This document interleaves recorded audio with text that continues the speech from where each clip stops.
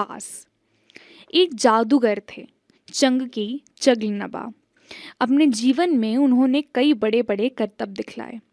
जब मरने को हुए तो लोगों से बोले, मुझे दफनाए जाने के छठे दिन मेरी कब्र खोद कर देखोगे तो कुछ नया सा पाओगे। कहा जाता है कि मौत के छठे दिन उनकी कब्र खोदी गई और उसमें से निकले बांस की टोकरियों के कई सारे डिजाइन।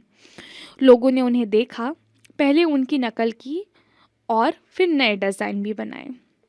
बांस भारत के विभिन्न हिस्सों में बहुतायात में होता है। भारत के उत्तर पूर्वी क्षेत्र के 7 राज्यों में बांस बहुत उगता है, इसलिए वहाँ बांस की चीज़ें बनाने का चलन भी खूब है। सभी समुदायों के भरण पोषण में इसका बहुत हाथ है। यहाँ हम खास तौर पर देश के उत्तर पूर्वी राज्य नागालैंड की बात करेंगे। नागालैंड के निवासियों में बांस की चीज़ें बनाने का खूब प्रचलन है। इंसान ने जब हाथ से कलात्मक चीज़ें बनानी शुरू की, बांस की चीज़ें तभी से बन रही हैं। आवश्यकता के अनुसार इसमें बदलाव हुए हैं और अब भी हो रहे हैं।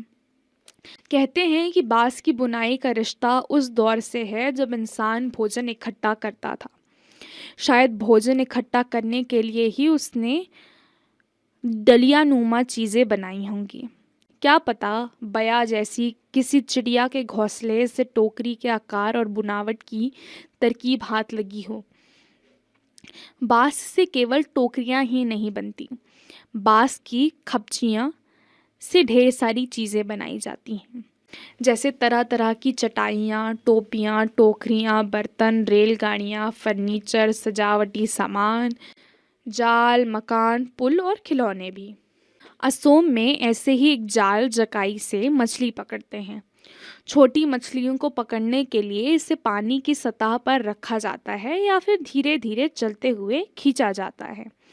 बांस की खपचियों को इस तरह बांधा जाता है कि वे एक शंकु का आकार ले लें। इस शंकु का ऊपरी सिरा अंडाकार होता है।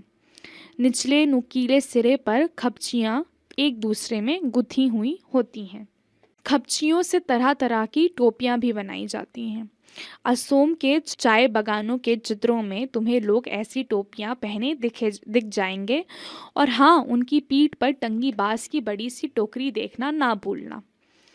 जुलाई से अक्टूबर घनघोर बारिश के महीने, यानी लोगों के पास बहुत सारा खाली वक्त, या कहो आसपास के जंगलों से बांस इकट्ठा करने का सही वक्त। आमतौर पर वे 1 से 3 साल की उम्र वाले बांस काटते हैं।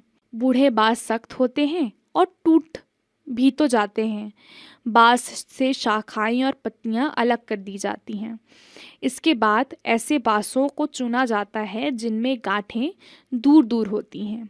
दाव यानी चौड़े चांद जैसी फाल वाले चाकू से इन्हें छीलकर खपचियां तैयार की जाती हैं। खपचियों की लंबाई पहले से ही तय कर ली जाती है। मसलन आसन जैसी छोटी चीज़ें बनाने के लिए बांस को हर एक गठान में काटा जाता है, लेकिन टोकरी बनाने के लिए हो सकता है कि 2 या 3 या 4 गठानों वाली लंबी खपचियां काटी जाएं। यानी कहाँ से काटा जाएगा यह टोकरी की लंबाई पर निर्भर करता है। आमतौर पर खपचियों की चौड़ाई 1 इंच से ज़्यादा नहीं होती है। चौड़ी खपचियाँ किसी काम की नहीं होती। इन्हें चीर कर पतली खपचियाँ बनाई जाती हैं। पतली खपचियाँ लचीली होती हैं। खपचियाँ चीरना उस्तादी का काम है। हाथों की कलाकारी के बिना खपचियों की मोटाई बराबर बनाए रखना आसान नहीं। इस हुनर को पाने में काफ़ी समय लगता है। टोकरी बनाने से पहले खपचियों को चिकना बनाना बहुत ज़रूरी है। यहाँ फिर दाव काम आता है। खपची बाएं हाथ में होती है और दाव दाएं हाथ में। दाव का धारदार सिरा खपची को दबाए रहता है, जबकि तर्जनी दाव के एकदम नीचे होती है। इस स्थिति में बाएं हाथ से खपची को बाहर की ओर खींचा जाता है। इस दौरान दायां अंगूठा दाव की अंदर की ओर दबाता है और दाव खपची पर दबाव बनाते हुए घिसाई करता है। जब तक खपची एकदम चिकनी नहीं हो जाती, यह प्रक्रिया दोहराई जाती है। इसके बाद होती है खपचियों की रंगाई। इसके लिए ज़्यादातर गुड़हल, इमली की पत्तियों आदि का उपयोग किया जाता है। काले रंग के लिए उन्हें आम की छाल से लपेटकर कुछ दिनों के लिए मिट्टी में दबाकर रखा जाता है। बांस की बुनाई वैसे ही होती है जैसे कोई और बुनाई। पहले खपचियों को चित्र में दिखाए गए तरीके से आड़ा तिरछा रखा जाता है। फिर बाने को बारी बारी से ताने के ऊपर नीचे किया जाता है। इससे चेक का डिज़ाइन बनता है, पलंग की निवाड़ की बुनाई की तरह। टूल बुनना हो तो हर एक बाना 2 या 3 तानों के ऊपर और नीचे से जाता है। इससे कई सारे डिज़ाइन बनाए जा सकते हैं। टोकरी के सिर पर खपचियों को या तो चोटी की तरह गूंथ लिया जाता है या फिर कटे सिरे को नीचे की ओर मोड़कर फंसा दिया जाता है और हमारी टोकरी तैयार। चाहो तो बेचो या घर पर ही काम में ले लो।